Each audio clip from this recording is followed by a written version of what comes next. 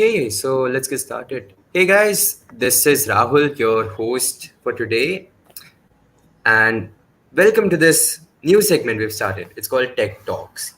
Now, it's an interesting day because it's the very first session of Tech Talks, and we at Tech Society thought, well, you know, we always work towards engaging with different and visionary people, bringing in more to contribute to your guys's enhancement, to increase your curiosity and increase your knowledge. So this tech talks on this tech talks we'll be bringing a lot more visionary people to engage with the audience, to talk about various stuff. So for this inaugural episode, Dushyant Mishra was very kind to, host this session, or like be a guest at this session. Sorry, apologies. And so for this inaugural session, we welcome Dushyant Mishra, and he's a very well.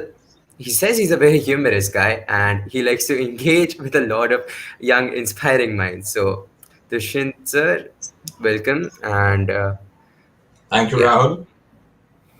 Am I audible right? yeah, you're audible. Hello, everyone. It's a pleasure to be here engaging with you all young minds. And I must thank Tech Society for organizing such a wonderful series. And more than that, choosing me as their first speaker in this series, which means a lot to me. It's a milestone, personal milestone for me. To be a part of something which is starting. I wish you all the best, Tech Society, for taking this initiative forward. So, how do you want to go about this, Rahul? How do we start a conversation? Yeah. Okay. So Dushyant sir here is going to talk about a very interesting thing today. It's about how we as humans or students or people in general acquire knowledge or gather knowledge. Now, I'm gonna let Dushyant sir introduce this topic, and we're gonna have a fun session from there. Okay, thank you. So, acquiring knowledge. That's a very interesting thing. As students, I presume most of the audience would be students or young professionals who've just kind of started their professional careers. Mm-hmm. So, acquiring knowledge is something which we confuse by schooling. Waking up at 7 in the morning, putting up that uniform, putting that bag behind, and dragging ourselves to school with a tiffin box and a water bottle, and reaching there half asleep, passing through those 8 periods with that recess in between, enjoying that good food that mama has given, coming back, doing some homework, and taking that occasional test, which is now, when at my times it used to be occasional, now it's become very frequent. There is a Saturday test and there is a Thursday test, and there's a monthly test, and God knows there are how many tests that are there. So a lot of people confuse acquiring knowledge with that. So I have a question for the audience, and my question is very simple. So, what's the capital of India?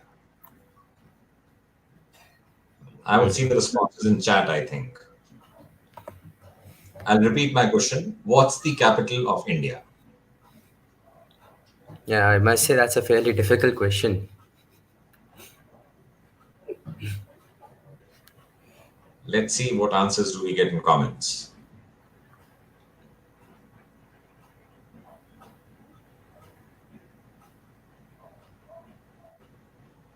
I'm still waiting.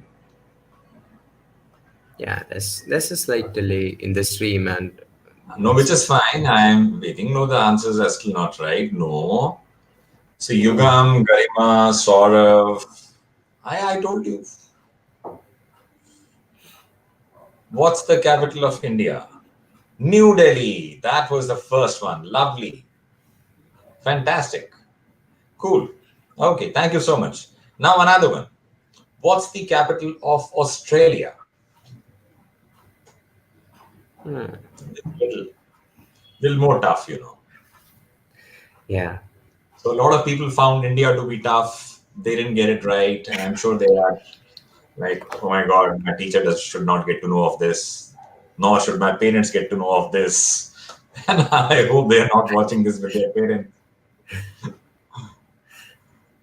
So we are waiting for people to answer what's the capital of Australia. Hmm. That's a And those tough. of you who are watching with your parents should say that, I had it on the tip of my tongue. It's just that I did not answer it right. I forgot to I type the studied first for the one. test all night, mom. It's just I just fell asleep in the room. Canberra. So, okay. I trust you people have not Googled it because most people would have said Sydney or Melbourne. And, so, cool. I give it to you. Now, what was this? What did just happen? I asked you something and you answered it. Let's Mhm. understand what exactly happened right now.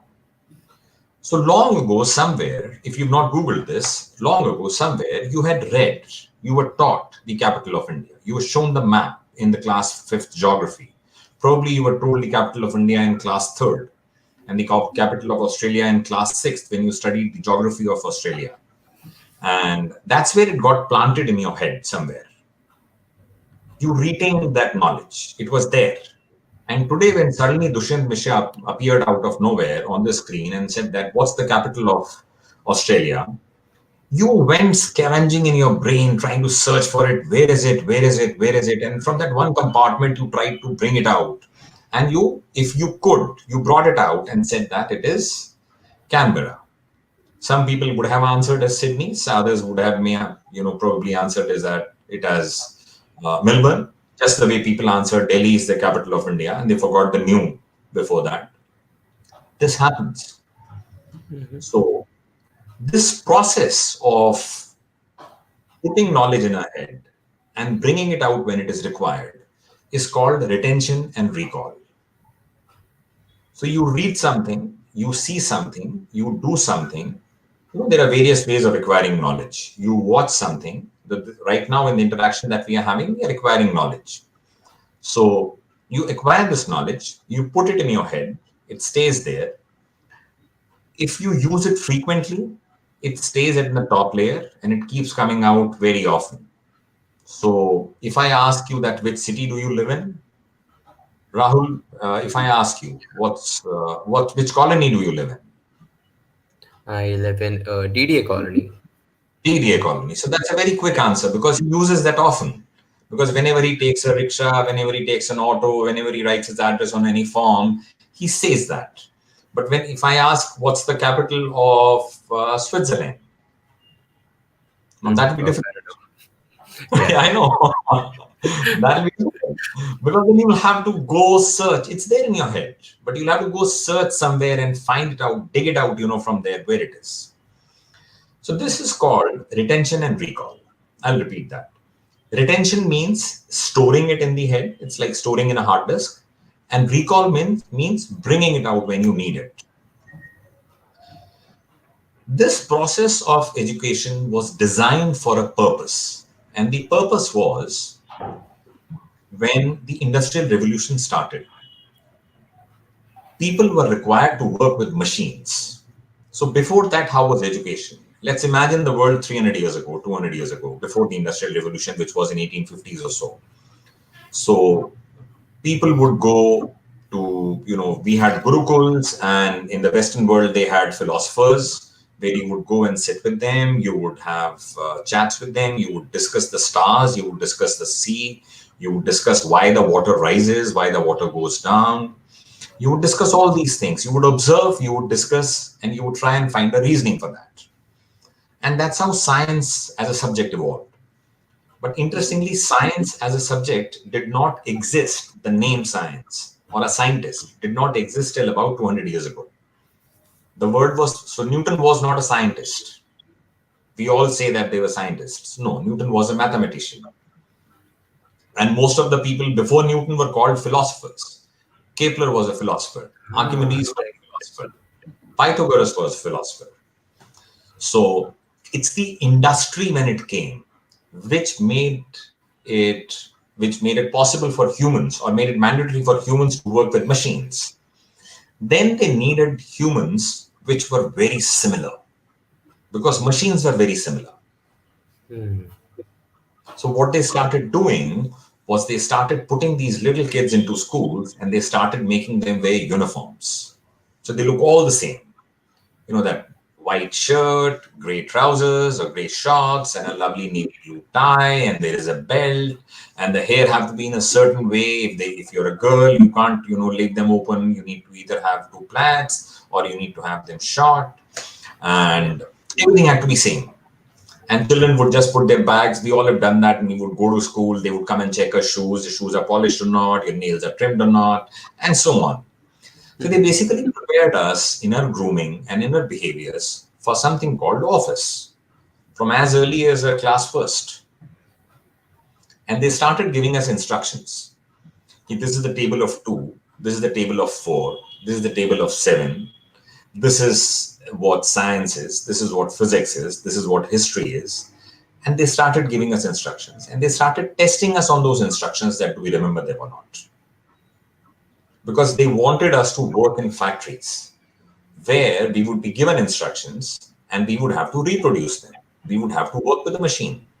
So if you people have used a microwave or a television, Tata Sky, there is a remote that comes. It comes with some instructions that you press this for home, you press this for options, you press this for switching on the TV, press this for switching on the TV, and so on.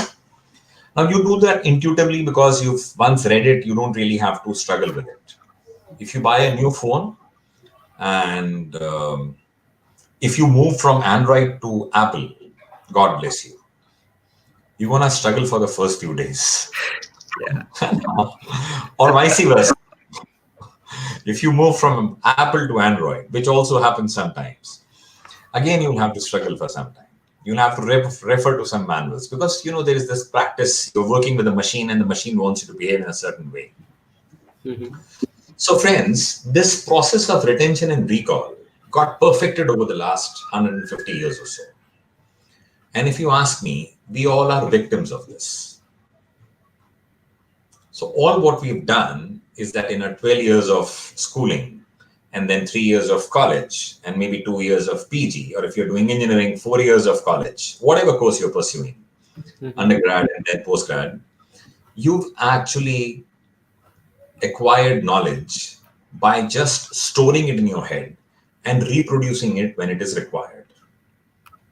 And the medium of reproduction was writing an exam. You would step out of the exam and then you would say, oh yeah, ab dobara padhne ki zarurat nahi hai. So I have a question here for you. So I'm sure all of you have studied math till 10th. So how many of you know that where do you actually use a quadratic equation? Where do you use a quadratic equation? Now, if I say that, can you use a quadratic equation in a big bazaar? Well, depends. Because if you're, it would be difficult to just use a quadratic equation to select a product for the and you're like determining its cost. You won't Why? use it there. You won't use it for that. Okay. Yeah. Another one. Where do you use LCM and HCF in life? You studied them in class 5th, and ever since you've been using it. And these are the most commonly used things, finding an LCM and finding an HCF, the highest common factor and the lowest common multiple. But where do you actually use it? There was another very interesting thing that was taught to all of us, and it kind of comes in 10th last, is matrices.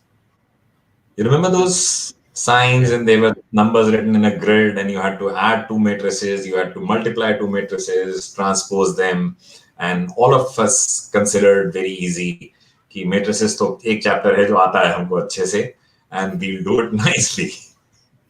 But today, if I were to ask you that, how can you use matrices in your life? Then there's a challenge. Most of us struggle. Most of us don't really know.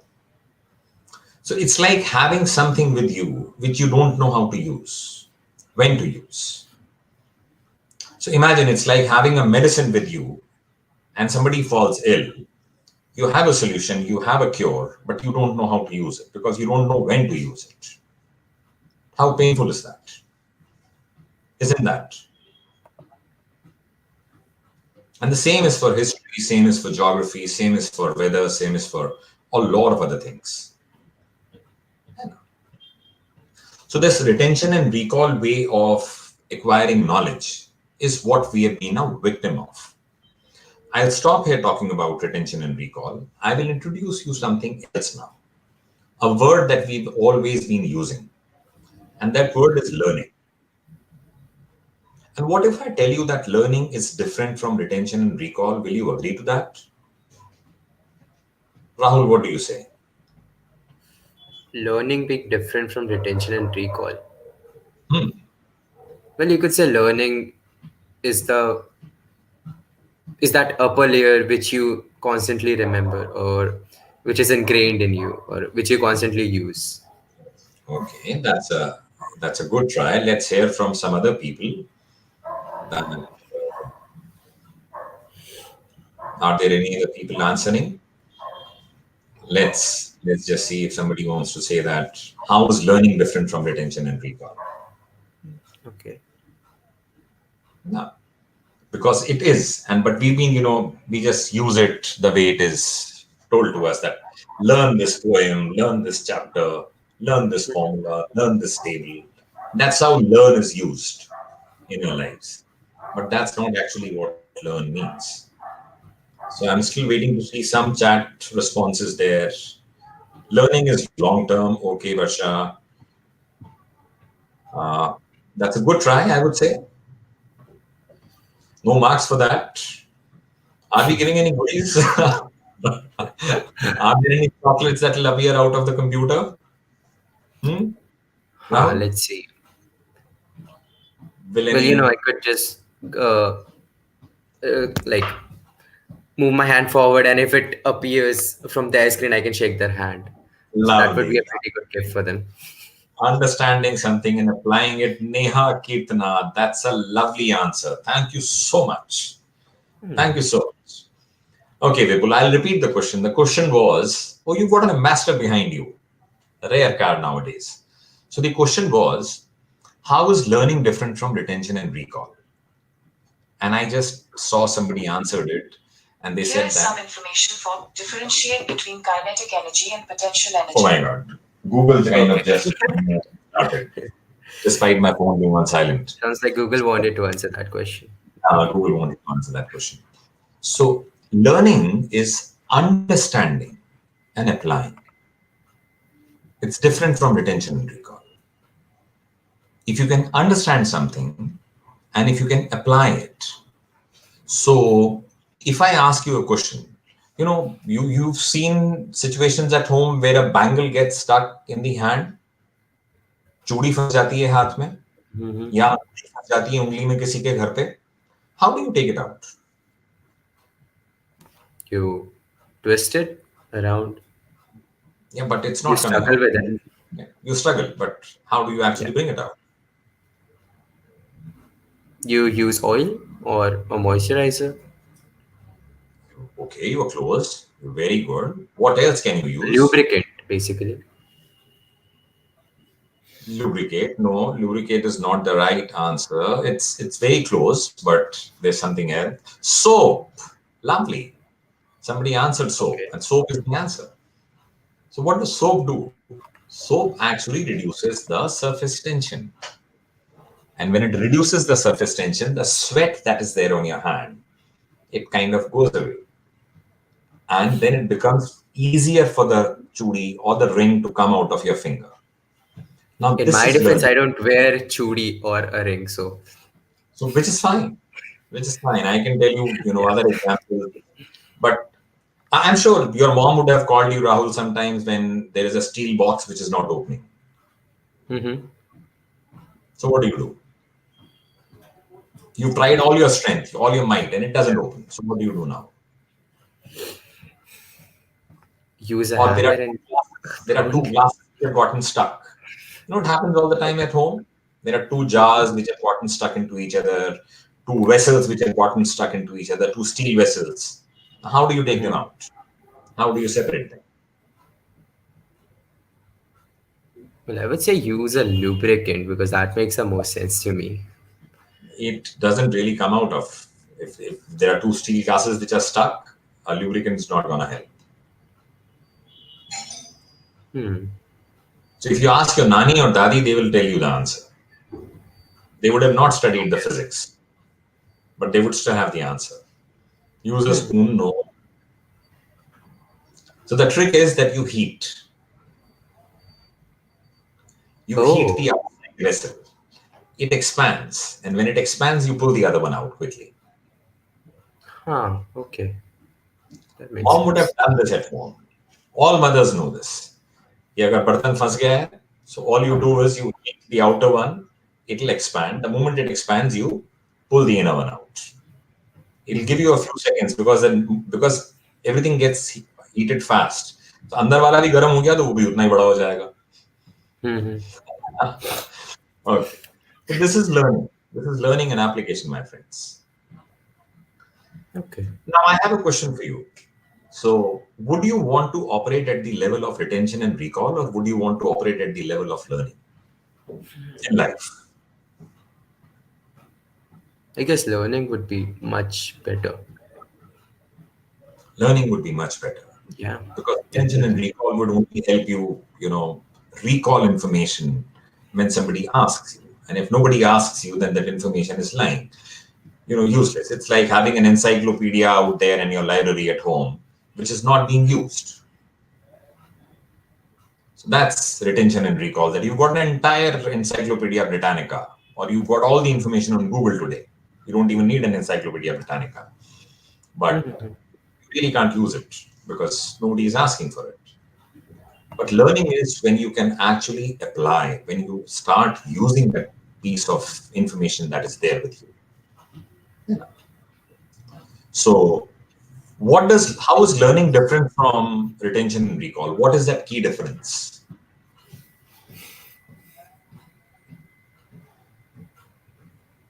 Yeah, then learning is about understanding the core principle of something Thank and you actually so applying much.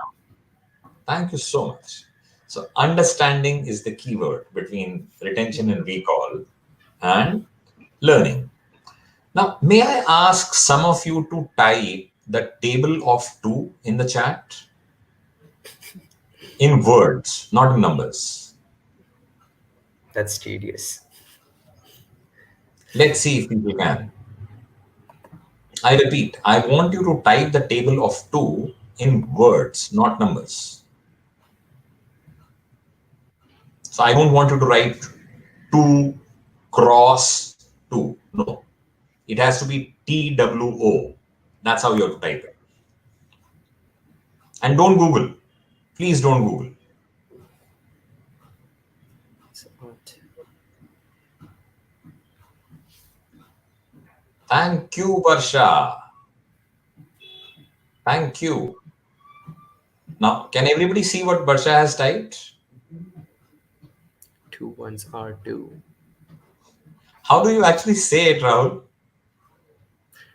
Two ones are two. Yeah, that makes no sense when I'm looking at it, to be honest. Do you realize that we all are victims of that retention and recall? Yeah. Because the teacher, made the entire class say two ones are two, two twos are four. It's And like when I something has been shoved down your throat and it comes out of like gag reflex or something. it's That's what exactly it's that. like. And when I grew up, I had this dictionary and I started searching for the word za. That what does it mean? Why do we use it in table? And I couldn't find it, and I was confused. I was a student of Hindi medium school, so I didn't even have a teacher who could explain this to me. And it went on for a long time till actually one day I met someone who enlightened me with this. That idiot, it's two ones are. It's not two ones are. Wow. But that was a magical moment in my life.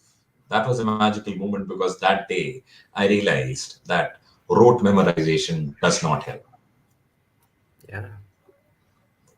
Tables suddenly started making sense to me because till then it was rote memorization.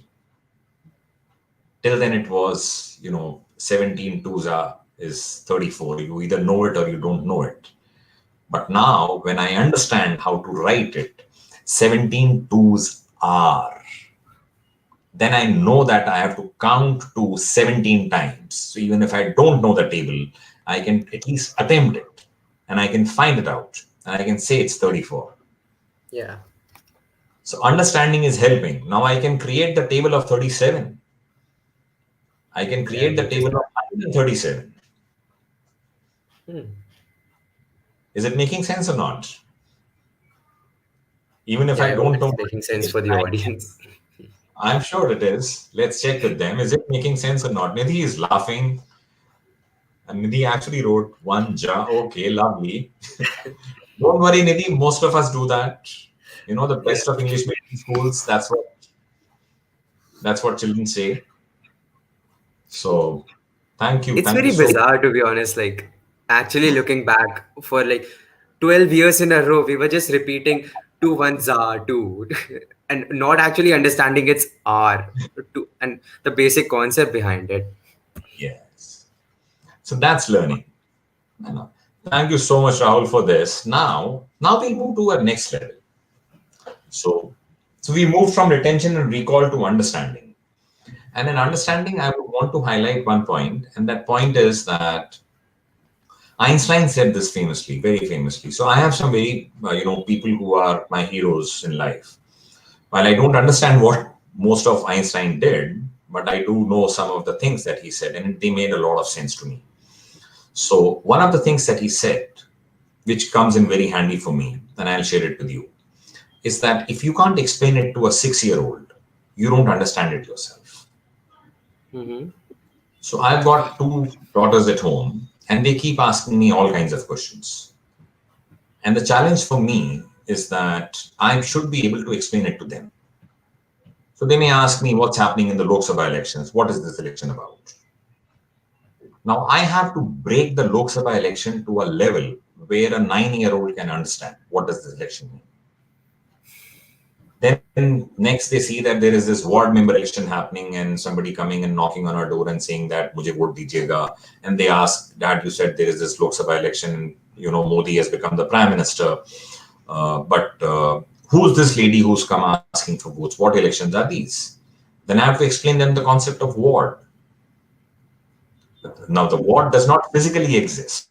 There is no boundary where you discover that you're moving from ward P to ward Q in the city of Mumbai when you drive. So those are the things that I do. So I would suggest you also that every time you want to know that if you've understood something or not, try explaining it to somebody who knows nothing about it. If you don't have a 6-year-old around you, try it with your mom, try it with your nanny. And somebody who's very good at explaining, I always give the example of Nat Geo, I always give the example of Discovery. They actually, in a 50-minute program, end up explaining a homemaker who's not been to, college, my dadi kind of person. At the end of 50 minutes, she knows why does a plane fly and how does it fly. They Okay. explain it in the simplest words. Haven't you experienced it? Yeah, They tell. actually, that makes sense, actually. Yeah. Yeah. So that's something we can learn from them. That can we explain it to someone? Can we make somebody else understand? And if you understand and you can make somebody else understand, trust me on one thing, you will never have to remember it in life. Okay. So even for things like, why did the Marathas lose the third battle of Panipat? Now, people who study history will be like, you have to rote memorize it. There is no other way to know why did Marathas lose the third battle of Panipat.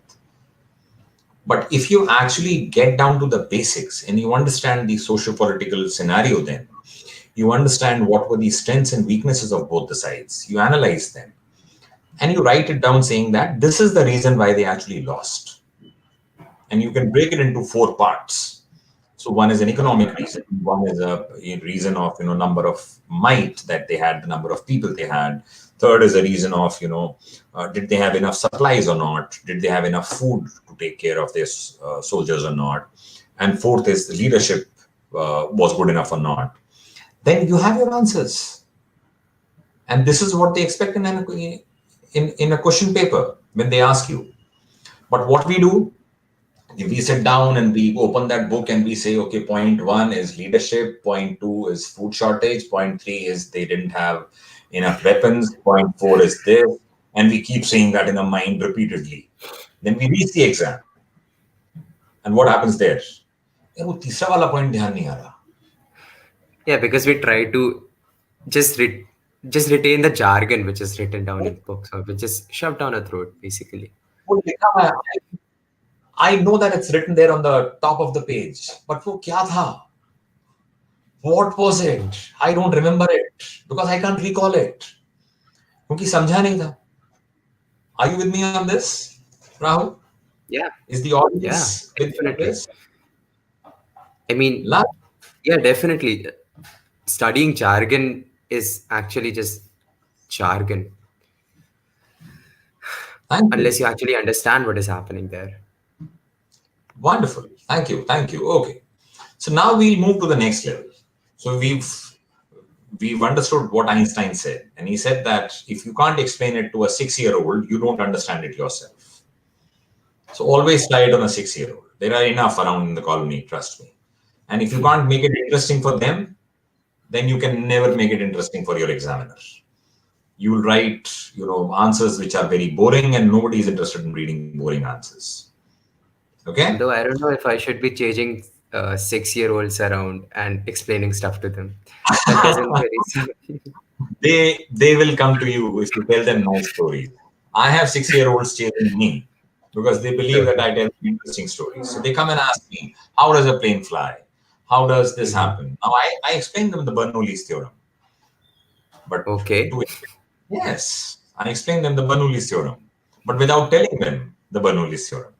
And they actually know how does a plane fly because they understand how does a flying disc go. They try it with a flying disc, a frisbee. And that's where they understand.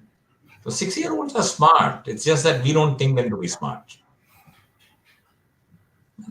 I think the You, biggest strength of a kid or a 6-year-old is the curiosity they have about learning stuff around them. yes. Okay. Now we'll move to the next level. The next level of acquiring knowledge, my friends, is something, a very commonly used word again, called concepts. Now, can somebody explain me what does the word concept mean? Not the dictionary meaning of it, in terms of acquiring knowledge. Concept.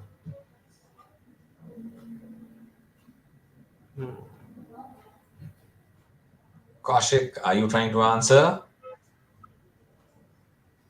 So, what does concept mean in context of acquiring knowledge?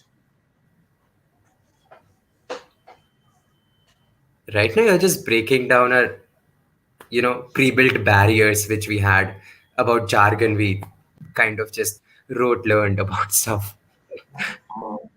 The most common statement that we hear in college or school, or teachers say, or even our parents and uncles say, बच्चे के concepts बहुत clear हैं.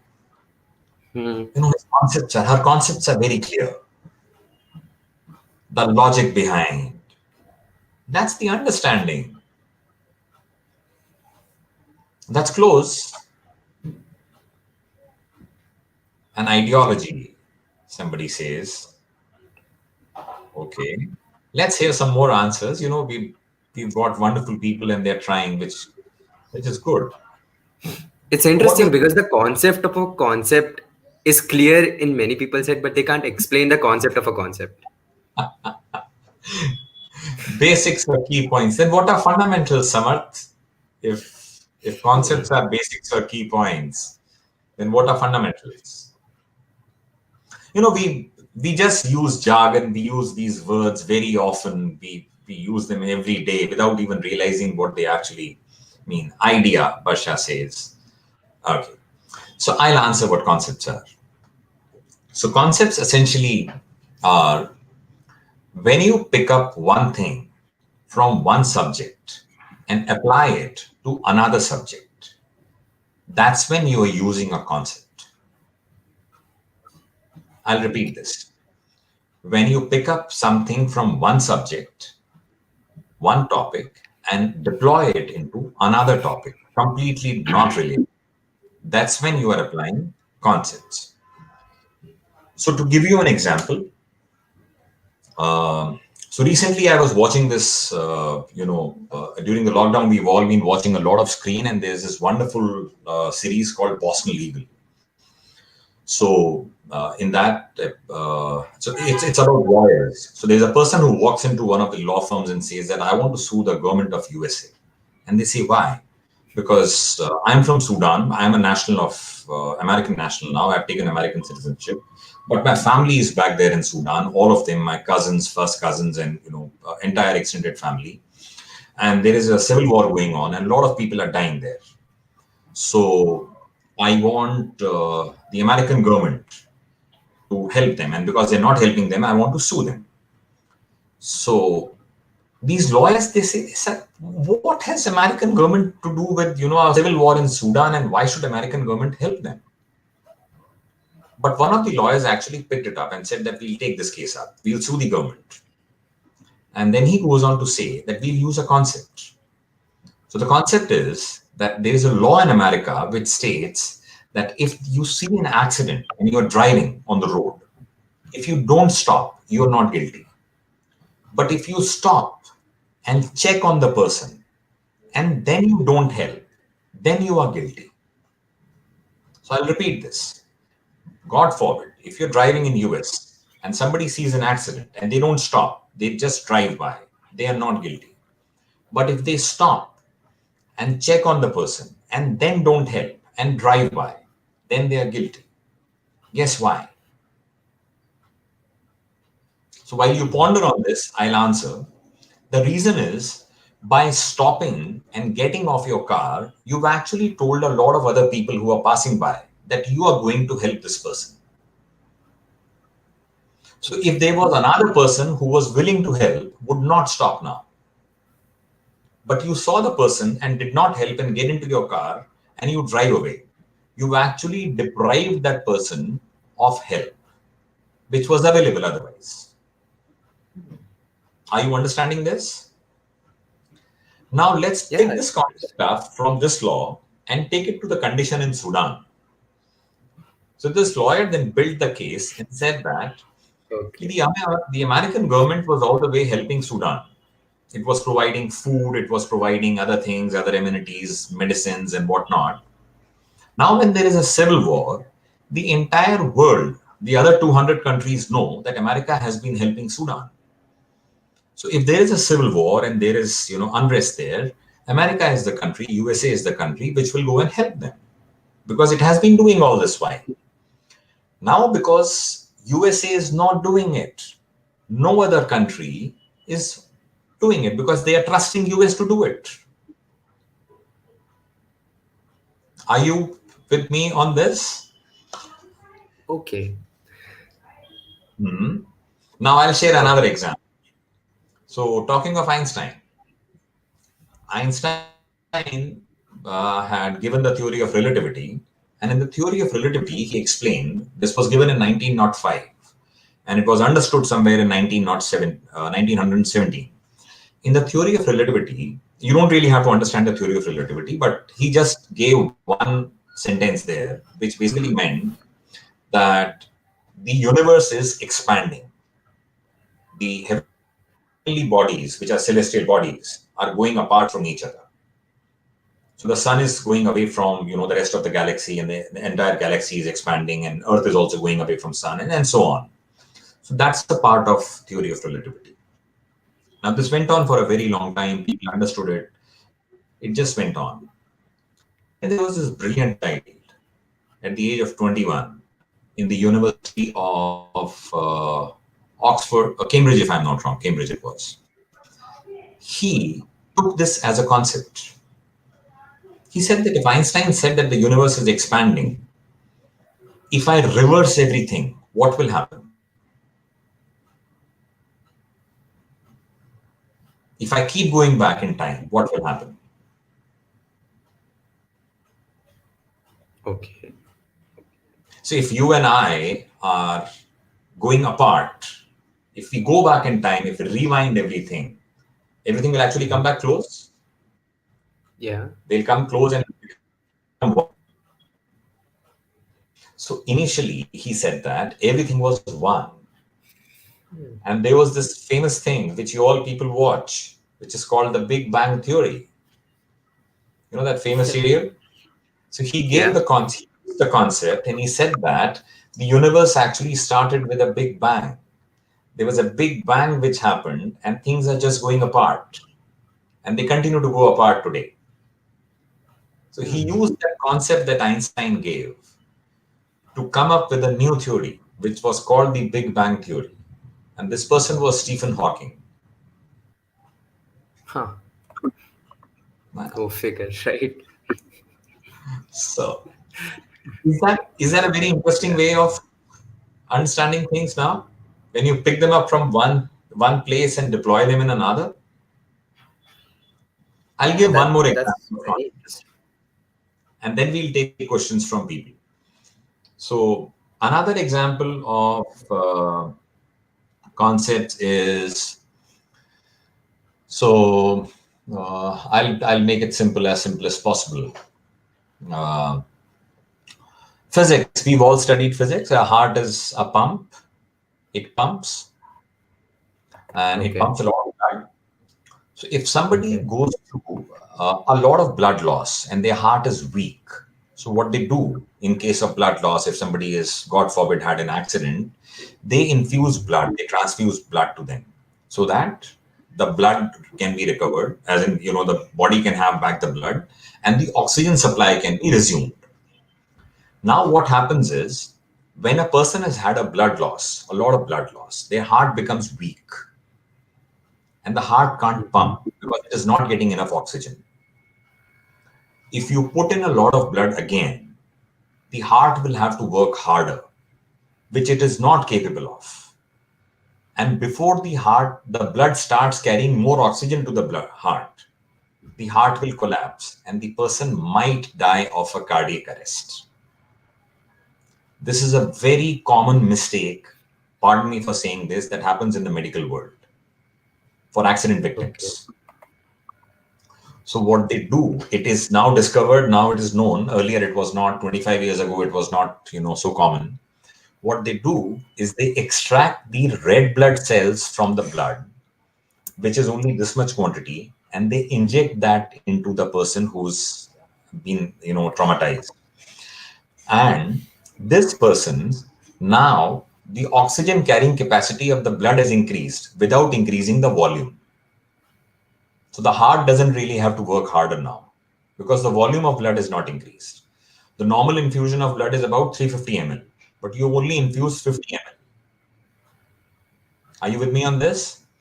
Now, this is basically using physics to treat a person and ensuring that the heart keeps on functioning and the person lives. So, at this point, I'll stop. So, this is called Great. concepts. So, now I ask you again, Rahul, and everyone else also, that at what level would you want to operate? Retention and recall, learning, or concepts? Huh. Conceptual understanding, conceptual understanding, and so wait, do concepts and learning, do they both go together? Do they both go hand in hand, or are they separate? Because you can take concept and use the understanding of a concept to learn things. Yes, that's a very interesting thing you've asked. So a concept requires understanding of highest level. You have to understand the why something is happening. And once you understand the why, then you can use it in another domain. So Okay. that's, if you look around, all great inventions, all things were actually, using one concept into something else. And that's how things got invented. So the most recent innovation, Uber. So there was something called Google Maps existing, and there was something called Mm-hmm. PayPal, which was existing. So Google Maps was basically a map, a locator, and PayPal was just a paying application. Somebody understood how these two work, and they said that can't we merge them? And they merged them into one application. And what came out was a brilliant concept of Uber, that you could be standing at Statue Circle in Jaipur, say Mm-hmm. that, or you could be standing at India Gate and you could say that, hey, I need a ride to this place, to Red Fort, and there's a car that will come stand, stop right in front of you. You board the car, you get down at Red Fort, and you don't have to pay because payment has happened automatically. That's using concepts. So I'll stop here. Now I'm open to questions. Anybody has any questions, it'll be a privilege to answer that. Yeah. Everyone watching this stream, if you have any questions, just leave them down in the comments. I'll read a few out.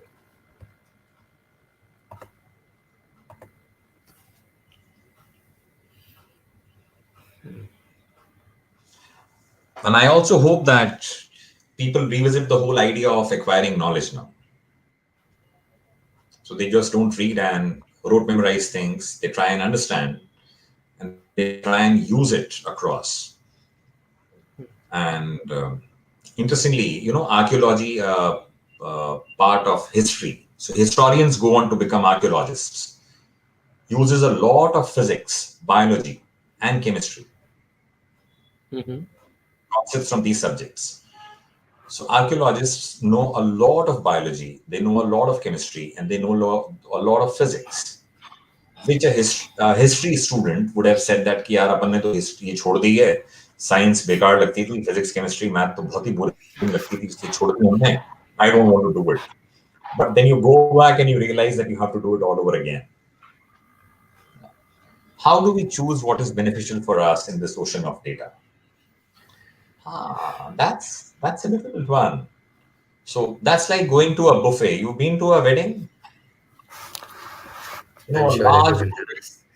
large buffet, a typical North Indian wedding where they've got counters for Chinese and chaat and kulfis and kadhai ka doodh, and there's jalebi also being made, and there's a salad counter which has got like 5 kinds of salad. There's a tandoor which is making different kinds of chapatis, rotis, misi roti and whatnot. And of course, there is this tawe ki sabzi, a massive tawa on which there are little portions of different. Oh, Somebody's mouth is watering. yeah. Come on. Oh, first of all, it's lockdown. Second of all, I can't go to any weddings. That was a So, cheap shot. no, no. This reminds me that life में वैसे ही बहुत competition था, but इस lockdown ने मालूम है क्या करा कि even to Mm-hmm. go to a wedding you had to come in the first 50. Yeah. So coming back, so whoever asked me this question, Helios, that how do we choose what is beneficial for us? So you Mm-hmm. do it exactly the way you do it in a wedding. You try. You find Experimentation. out. Yes, it's your age to try. There's no harm in picking up a little of something and saying that, okay, I liked it or I didn't like it. Don't ask others. Because what Rahul likes, I may not like that. Rahul आपकी favourite heroine कौन है? काफी कोई सारी चीज, है. अरे एक नाम मतलब Okay. who's the top list? Okay. Deepika Padukone. Let's go with So that. mine is Kareena Kapoor. Now we don't Mm. match. So if we Yeah. don't match on this, then we won't match on so many things. What's your favorite color? Black. Mine is blue. So, You're wearing black, I'm wearing blue. So, like, so imagine if I ask you that what color shirt should I buy? What would you suggest me? You would suggest me a blue. yeah. है ना? I mean, if Because I super didn't know, I black. would suggest you. No, you suggest me a black because you like black. Yeah. Similarly, food, what you will suggest whatever you like. And this is exactly what happens in life. A common mistake that I've also made in life early on is that I used to ask people, कि क्या करें यार? Tell me something, what should I do? I'm lost. No, that's not the question you ask. The question you ask is that I see that paneer there. How's it? Can you tell me? Similarly, you ask a question. Now, what will the person reply? It's a little spicy. The paneer is sour. It's not well marinated. And I would say it's a little undercooked. Now you know you want to have it or not. But if the person uses adjectives and says that it's awesome, have it, then you can't trust the person. Because what's awesome for them may not be awesome for you. So, similarly, if you want to check about the career in banking, so how do you do that? You ask a person, what's a banker's life like? What's a typical day of a banker's life? What does a banker do? What job do they do? What are they supposed to do on a daily basis? So a doctor treats patients. I know that. A teacher goes to school and teaches. I understand that. But what does a banker do? You ask. What does somebody who works with the electricity board do? What does somebody who works with the road transport corporation do? What does somebody who works in life insurance do? You ask these questions. That's the way you figure out. So I hope I have answered you, Helios. It'll be awesome if you can answer questions you've already asked, like application of quadratic equation in a supermarket or real life of LCM, HCF. Neha Kirtana, I am not going to answer that. That's for you to figure out. Okay. I'm a little wicked. I made you curious. You got to search now. You immediately after the session get on to Google and say that how do I use quadratic equation in Big Bazaar? Okay, I how guess do you this keep also answers Chirag's question. how do you keep yourself motivated always to acquire knowledge? So motivation, my friends, I always say is like hunger. So Rahul, on a day when you are not hungry and your mom has made the best of the food, will you eat it? You're not I hungry. might. Okay. You're not hungry at all. But is it my favorite thing, which I love It's to your favorite, eat? which you love to eat, but you're not hungry. Yeah, I'm gonna eat it. How will you eat? You're not hungry, I'm saying. There's no space. You probably ate out. You don't have the desire to eat. You're not feeling well. You just don't have the hunger. Mama says you like dal rice. I made your favorite dal and rice, steamed rice. No, why don't you have some? And we all say no, even if it's a Yeah. favorite food. Okay. Don't we? So Mm-hmm. motivation, my friends, is like hunger. It cannot be. I can't motivate you. No amount of your mama saying that beta khale, ek chapati aur khale, you will not have it because if you're not hungry, you will not have it. If you're hungry, you'll have three chapatis. If you're hungry, you'll have three katoris of dal. So motivation is quite like hunger. Nobody from outside can motivate you. They can create the conditions. They can prepare the right food, which is your favorite food. They can present it nicely. They can bring it to the table. They can make you sit there. They can talk about the food. But the decision to eat or not is yours. And that depends on your hunger. So let's imagine Virat Kohli. Everybody knows Virat Kohli. He plays cricket. What motivates him to play? He doesn't have a father who, unfortunately, Virat's father, he lost his father. But if Virat had his father or anybody else, any of the Indian players, if they have their fathers, they don't have a father who, I would be surprised if there are fathers who wake their children up at 11-year-old at 4 in the morning and say that go for running because you have to play for India. That doesn't happen. We know that. Yeah. Fathers normally wake you up, ये school जाना है ना exam आ रहे हैं पढ़ाई करनी है. They don't wake Yeah. you up to you have to go play for India. They don't. They don't motivate you. They don't even know. Somebody who's playing cricket at the school level does not know that they'll play for India. Most of the under 19 team, the World Cup winning team, is not played for India. By the way, it's only Virat who has played from that team currently. So even after playing for under 19, you may not end up playing for India. So what motivates a Virat Kohli or anyone, a Yuvraj Singh or a Sachin Tendulkar or a Deepa Karmakar or PV Sindhu, any of these names?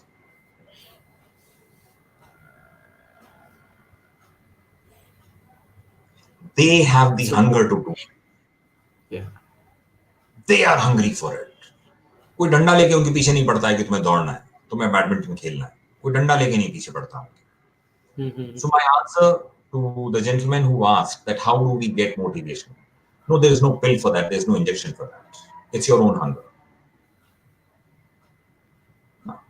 And where does the hunger come from? The more you know, the more you discover that you don't know. That's Socrates. oxymoronic. Yes, Socrates. That's an oxymoronic thing. So that Yeah. makes you hungry. So any other questions that are there? Why are teachers don't work on these things? Why all want us to do ratification and do not do things practically? Well, they are also victims of the same system. Our new education policy hopefully will improve these things. But there was a supply, there was a demand that they wanted people who could just reproduce what was told to them. So they kept on supplying what was asked. So that's why the schooling system kind of continued the way it was. So it's a question of demand and supply. Teachers are not at fault. They are just a delivery mechanism of their education. There's one question I have. You spoke about archaeologists not just knowing history, actually knowing physics and chemistry and a lot more things. So that basically means they're a generalist or not a specialist in one field, but actually knowing a lot of things. So applying that to how you acquire knowledge or how you go into a field or how you do things. So let's say you're in a field. Let's say you're a computer science engineer, and so should you become a specialist in only computer science, or should you go out, explore, experiment with all these things? And how would you Okay. say that that would work out for a person? So two sentences I'll tell you here. So one is a specialist is someone who knows more and more about less and less. Mm-hmm. I'll repeat that. A specialist is someone who knows more and more about less and less. So that's what a Okay. specialist is. So if somebody says that I am a liver specialist, so that person knows a lot about only liver Mm-hmm. and nothing else. If somebody says that I am uh, printed PCBs, printed circuit boards, I'm a PCB Yeah. specialist. So I know more and more about printed circuit boards. That's what I know. Mm-hmm. Somebody says that I am a specialist of sound design. That person knows sound design. They are a specialist of sound design. The other statement that I want to make is that all studies as we know, all subjects as we know, ultimately go down to merge or go up to merge rather. It's up, not down. Go up to merge at the level of atoms. Because electrons and atoms, it's that which is affecting everything. So today, if we are talking right now, it's because of electrons and atoms that I am visible on the screen and you are able to see me. It's because of electrons and atoms that my hand can move here and there's blood flowing in it. So ultimately, all of it will come down to the most fundamental particle. Mm-hmm. So these specialists are people who, at one point, know more and more about less and less, but they also know that all these things converge at the highest level. So mathematics, physics, chemistry, history, geography, all of that kind of comes there. Because what do you study in geography? You study rocks, geology.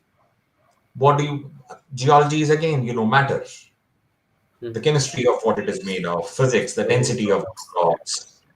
Yeah. So it'll actually come down to that. Mm-hmm. Then if somebody finds a skeleton or finds a fossil, So then they have to figure out that who that skeleton is of, what was the age of the person, how old is it. Then they have to do carbon dating, which is chemistry. So they also have to study chemistry. But are they consciously doing it?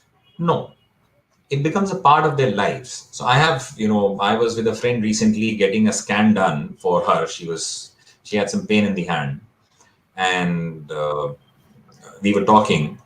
So I told there that, doctors are people who leave math because they want to study biology and they don't really want to study math and they don't like math. That's why they leave it. It's a very common thing that math में अच्छा नहीं है तो science में अच्छा है तो medicine ले लो और doctor बन जाओ. But medicine में the highest ranked subject nowadays is radiology. And if you want to become a radiologist, you have to study the math at the highest level. You'll have to do integration, you'll have to do calculus, you'll have to do differential calculus, you'll have to, study those images which are formed mathematically. Now imagine the life of a person who in class 10th left mathematics to study 11th, 12th, 5 years of MBBS, do their MD, and then when they go to their DM, where they actually start dealing with CT scans and MRIs, they suddenly have to study more math than an engineer does. how how ironic will be that? Yeah. And that's where the idea of concepts also come in. That you pick up mathematical concepts and use it in imaging. Okay. So does anybody else have any questions? Because I think we've reached. If people have Yeah. questions, we should be. Learn where to apply and reason what you study. Okay, that's nice. So I guess if we're concluding the session, if anyone doesn't have any questions, Dushyant sir, would you like to give a conclusion to this topic? Would you like to have a last words? So I would, the only thing I would say, friends, is that, I hope this session helped you understand the difference between retention and recall, learning and using concepts that you learn in one subject and apply in another.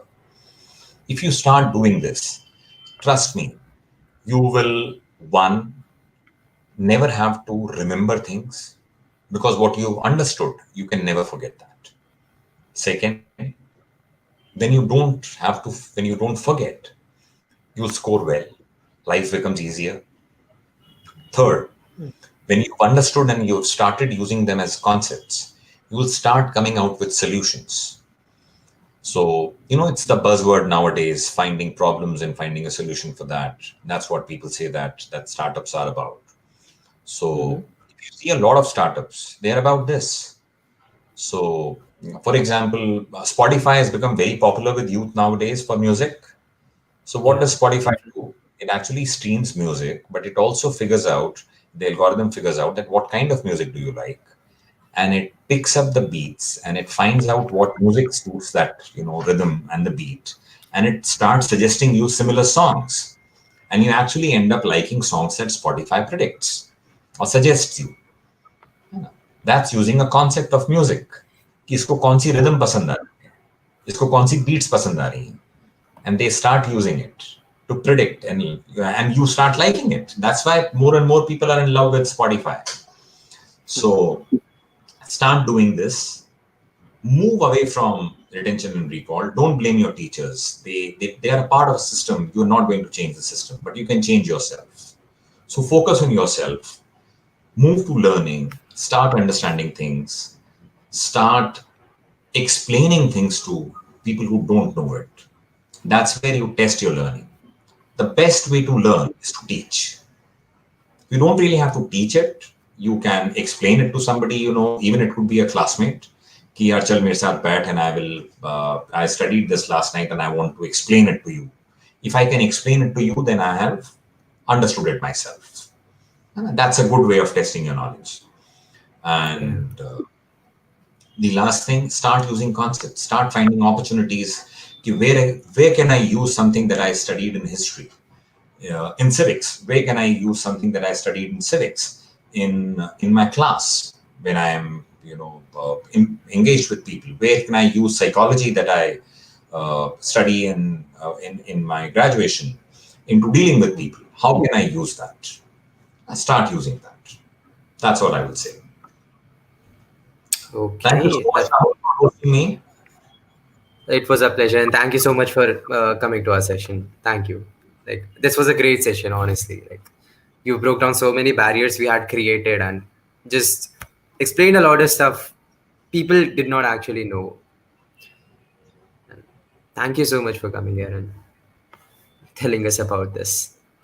It was a pleasure, and Thank I you again. wish society lots of success. You got a long way ahead.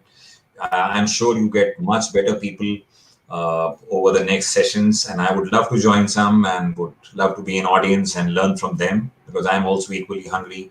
And motivated in the word people use. I'm hungry for knowledge, is what I say.